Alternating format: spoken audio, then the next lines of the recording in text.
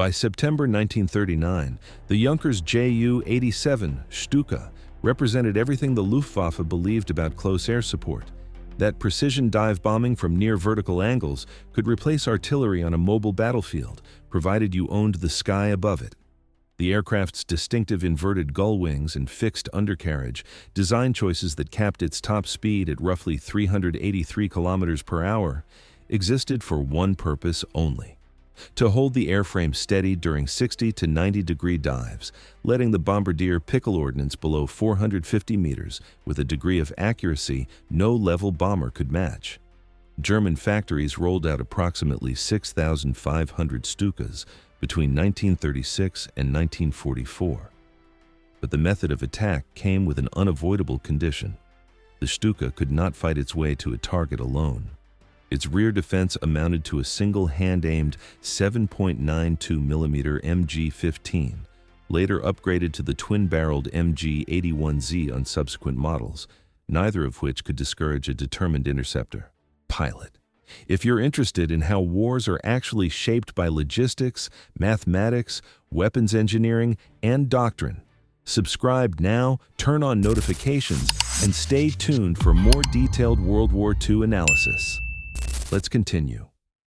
This defensive weakness was not an oversight, it was baked into the blueprint. The Stuka's 1,200 horsepower Junkers Jumo 211 engine provided enough muscle to power its automatic dive recovery mechanism, which prevented pilots from losing consciousness during 6G pullouts, but nowhere near enough thrust to outrun a pursuing fighter. The broad, thick wing profile, engineered for maximum stability at low speed during attack dives, generated punishing drag at normal cruising altitudes. Luftwaffe planners accepted these compromises because Bf-109 escorts were supposed to sweep the sky clean before the Stukas ever arrived. That assumption disintegrated on August 18, 1940. At the peak of the Battle of Britain, RAF Fighter Command caught Stuka, formations over the southern English coast flying without escort. The German fighters had already broken off and turned for home, their fuel gauges dropping toward empty. Spitfires and Hurricanes slashed through the unprotected dive bomber formations, exploiting the enormous speed differential between modern fighters and bomb-laden Stukas. 16% of the attacking force was destroyed in that single afternoon. Luftwaffe High Command pulled the Stuka from operations over Britain within days. From that point forward, the aircraft survived operationally only in theaters where Germany maintained unchallenged air superiority: Poland, France, and the opening months of the Eastern Front. The Stuka was less a weapon system than a living gauge of German air dominance. The moment that dominance faltered, the Stuka became a coffin with wings. Dawn rises over the Berezina River on June the 22nd, 1941. Ground crews at the 4th Ground Attack Aviation Regiment complete their final walkarounds on 65 IL-2 Sturmoviks. The single-seat aircraft rolled toward the runway, their Michelin AM-38 engines generating 1,680 horsepower to haul 6-ton airframes loaded with two 20mm Schwack cannons, two 7.62mm Schätz machine guns, and RS-82 unguided rockets. German mechanized columns pushing through the Berezina corridor become the first operational targets for Sergei Ilyushin's armored ground attack concept. The 5 to 12 millimeters of steel plate forming the aircraft's armored bathtub, shielding the engine block, cockpit, and fuel system, proves capable of absorbing direct hits from 20mm cannon rounds fired head-on. The rear fuselage, however, is nothing but unprotected plywood. Messerschmitt Bf-109s discover and exploit this throughout the summer of 1941, attacking consistently from the 6 o'clock position, where Soviet pilots have no rearward-facing armament whatsoever. By the middle of July, the 4th Regiment's records show 55 aircraft destroyed from its original complement of 65. The attrition rate settles at when IL-2 lost for every 10 combat sorties flown. The Soviet Air Force hemorrhages more than 4,000 aircraft in the first month of Barbarossa alone. A frontline pilot composes a personal letter to Stalin requesting the addition of a rear gunner. That letter reaches Moscow at the same moment German armored spearheads are threatening the aircraft factories ringing the capital. In a feat of industrial mobilization that defies rational belief, Factory Number 1 begins tearing itself apart. Machine tools are unbolted from concrete floors. Assembly jigs are dismantled and loaded onto rail cars for the journey east across the Ural Mountains to Kuibyshev. Workers reassemble entire production lines in the open air, laboring through winter temperatures that plunge to minus 30 degrees Celsius.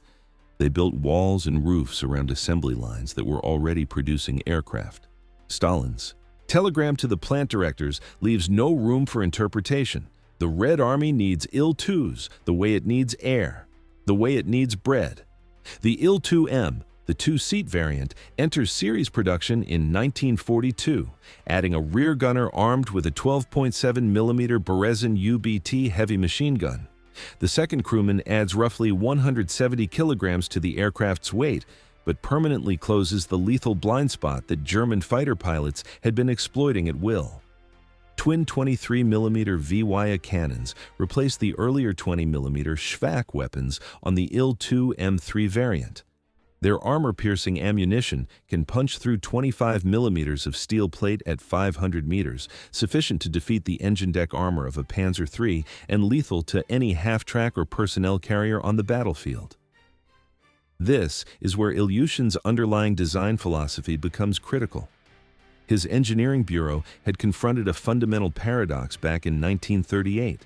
An armored aircraft would fly too slowly to survive in contested airspace, while a fast aircraft would be shredded by ground fire the moment it descended to effective attack altitude. The IL-2 resolved this contradiction through a stroke of structural audacity. The 5 to 12 millimeters of steel armor plating was not dead weight bolted onto an existing frame. It formed the aircraft's primary load-bearing structure, an integral part of the airframe itself. This armored shell enclosed the engine, fuel tanks, and pilot behind 55 to 65 millimeters of laminated ballistic glass shielding the cockpit canopy. Behind this rolling fortress, plywood, wings and tail surfaces fabricated from bonded wood, a material choice that stripped production requirements down to what Soviet industry actually had available. No strategic aluminum alloys, no scarce chromium steel.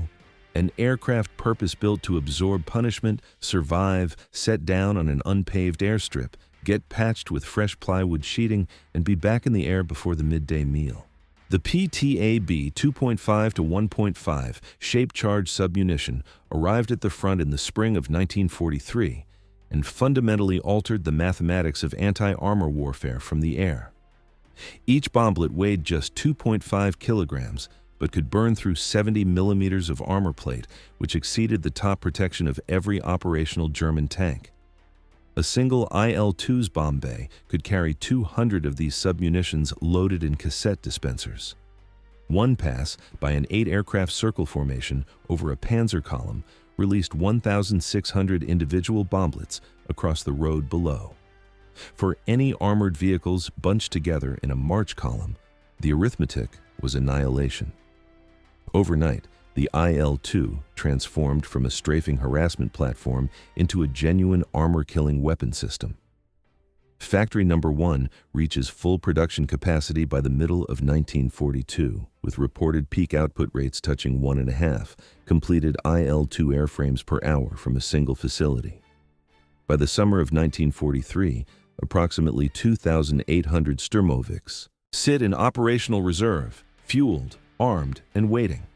July the 5th, 1943. Before dawn, 84 IL-2 Sturmoviks lift off from 4 forward airfields, heading for German staging positions near Kharkov. The Battle of Kursk, history's largest armored engagement, doubles as one of the war's most massive air battles. By 7 in the morning, Soviet fighters and Sturmoviks are swarming the combat zone in mixed formations of 30 aircraft or more. The Ilyushins press in at treetop altitude on strafing runs, their 55mm armored glass canopies deflecting rifle caliber and machine gun fire from the ground. A note on the famous nickname Schwarzer Tod, Black Death. While the phrase is endlessly repeated in popular accounts, a number of historians have argued it originated as Soviet propaganda rather than authentic German frontline slang. Better documented Luftwaffe nicknames for the aircraft include Cement Bomber, and Eiserner Gustav, Iron Gustav, both of, which reflect a grudging professional respect for the aircraft's stubborn refusal to fall out of the sky. On July the 7th, IL-2s strike the 9th Panzer Division carrying PTAB submunitions into combat for the first time. Soviet after-action reports claim 70 tanks knocked out in 20 minutes. That figure is almost certainly inflated, as surviving German records do not reflect losses anywhere near that catastrophic scale. But the tactical effect was undeniable and immediate. Armored units dispersed off the roads, rates of advance dropped, Luftwaffe fighter squadrons were pulled from other missions and diverted to anti-Sturmovik defense, exactly the kind of resource reallocation that degrades an entire air campaign. The IL-2s orbit their targets in tight defensive wheels of 8 to 12 aircraft, a formation German pilots came to call the Kreis des Todes, the Circle of Death. Aircraft peel off one at a time to make their attack runs, then rejoin the wheel, ensuring continuous mutual defensive fire. By July the 9th, Stuka sortie rates have collapsed from their opening day numbers. The Ju-87D simply cannot survive over a battlefield where it no longer owns the sky. IL-2 loss rates improve from 1 aircraft lost per 10 missions to 1 per 26. Not because the Sturmovik itself got better, but because the Luftwaffe was disintegrating and Soviet fighter escort was finally arriving in adequate strength. By the middle of 1943, more than 3,000 Sturmoviks are flying operations simultaneously. July the 12th, Hitler orders the withdrawal from Kursk. The cement bomber has prevailed through industrial arithmetic. At Stalingrad, the Sturmovik had already demonstrated what massed low-altitude ground attack could accomplish against a trapped enemy, destroying 72 German aircraft on the ground during the airlift crisis and strangling 6th Army's supply lifeline from the air. Operation Bagration, June 1944. The annihilation of Army Group Center, the single largest defeat in German military history. 300,000 German casualties in weeks. The IL-2 is present everywhere along the front. Supply dumps, railway junctions, retreating infantry columns jammed onto roads dissolved into mud. By this stage of the war, the Soviets possess the numbers to concentrate Sturmoviks in overwhelming waves, and the Luftwaffe simply has nothing left to answer with. The German response, when it finally materialized, came too late and in numbers far too small to matter. The Henschel S-129, dedicated ground attack aircraft in the Ju-87G Kanonenvogel, fitted with a pair of underwing 37mm cannon pods, appeared at Kursk, but only a handful of production Ju-87Gs were ever committed. The Germans were improvising individual solutions. The Soviets were industrializing destruction on a continental scale. Over the Silo Heights in April 1945, massed Sturmovik formations pound the final German defensive line east of Berlin into rubble. The war ends the way it was decided, with IL-2s circling overhead. Here is the final accounting. Soviet factories delivered 36,183 IL-2 Sturmoviks between 1941 and 1945, plus an additional 6,000 of its successor, the IL-10. Over 42,000 ground attack aircraft from a single design lineage. No military aircraft in history, before or since, has been manufactured in those quantities. The ratio is staggering. 5.5 Sturmoviks for every single Stuka Germany ever built. At the height of its deployment, the Luftwaffe never fielded more than 400 Ju-87s on the Eastern Front at any given moment. By the middle of 1943, over 3,000 Sturmoviks were conducting operations simultaneously.